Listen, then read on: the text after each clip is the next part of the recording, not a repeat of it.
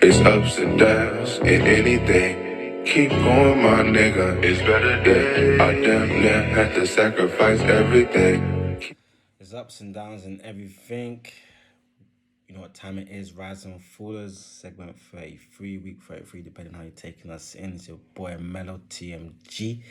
TMG! Let's get it.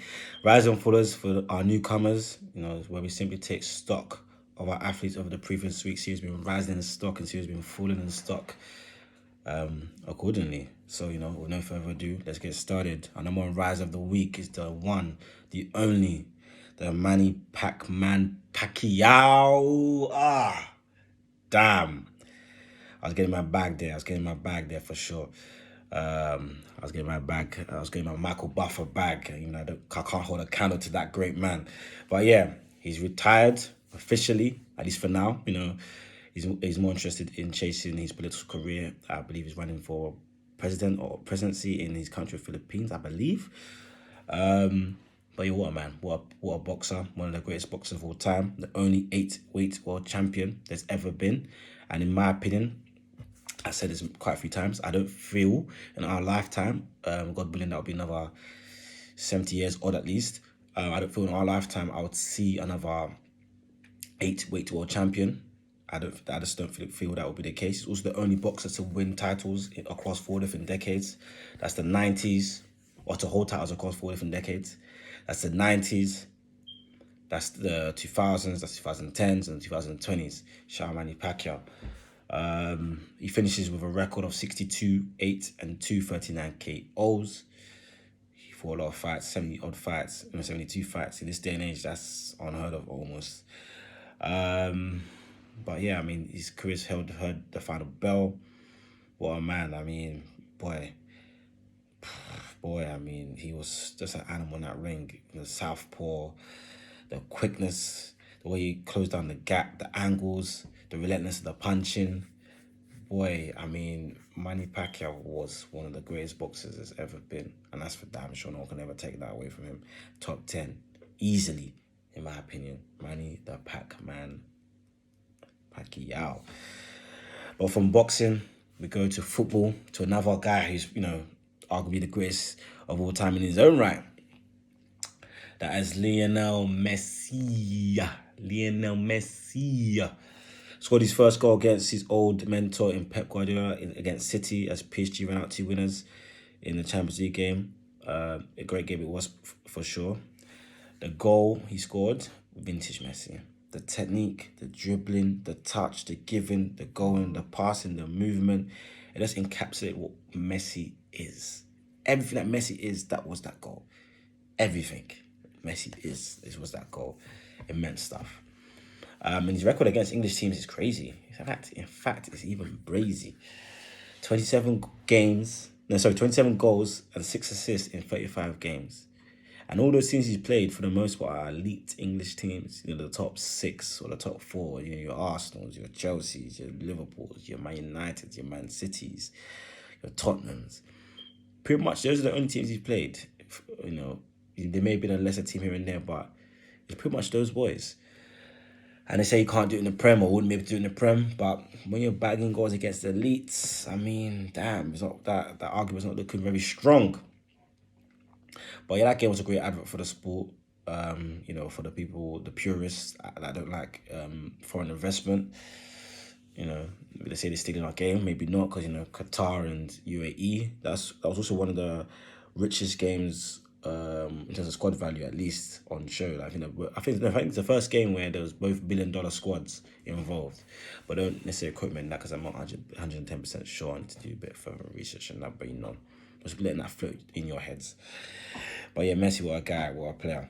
For Messi, we go to David Avanesysan, the welterweight boxer. He's gone up the rankings. Damn, he defends his European welterweight title via second round stoppage against Liam Taylor, and the stoppage was ruthless. It was ruthless. He was relentless. He stopped him ruthlessly. God damn, he's sugar. He's tenacious. He just walks through. He's relentless. He may not be like a Alexander Usyk in terms of foot movement and all that sort of stuff, but he just keeps on coming and coming. He's always in front of you, so he's mentally wearing you down. And if he doesn't respect your power, but he's gonna walk straight through and eventually blast you out of the water. And has a very good chin, high guard, strong guard. His catch and counter is ridiculous. So he will catch your punches with his guard, maybe even slip, and then there's also coming back with bad intentions. He has great dexterity and variety and variation with his punches to head and body. I always say, you want to get to the highest level, attack the head and body. It's very key. Especially when even if you want to get rid of a guy, he's on the ropes, he's stunned. You want to knock him out. If you want to knock him out more effectively and quicker. Aim for the body, lower down his arms, or lower his arms, his guard, and then aim for the head. Or vice versa. You need to have variation. If you just attack the body, or most guys, they only do one attack. If you just attack the head type of guy, at elite level, it's not going to work.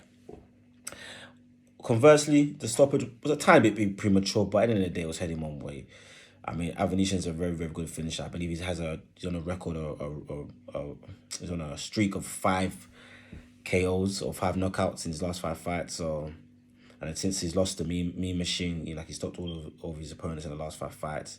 He now moves up to 28-3 and 116 KOs, and he should be looking to potentially target Ugas next for the WBA strap. The guy who conquered Manny Pacquiao and sent him to retirement effectively.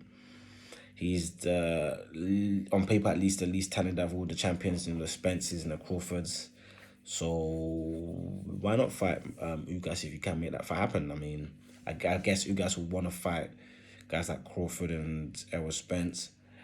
But if you can, jump the gun, skip the line and do that fight. But from risers, we go on to the fallers. Benjamin David Simmons. The saga rages on and on and on. As I believe it was not Tink. I believe it's Tink. Or maybe Leah says it goes on and on and on. He has let go of bread. He's left bread on the table. Every game he missed means he's more money lost. He's set to lose $227,613 for every $227,613 for every game he misses. That's what he's set, projected to lose if he continues to do up ghost.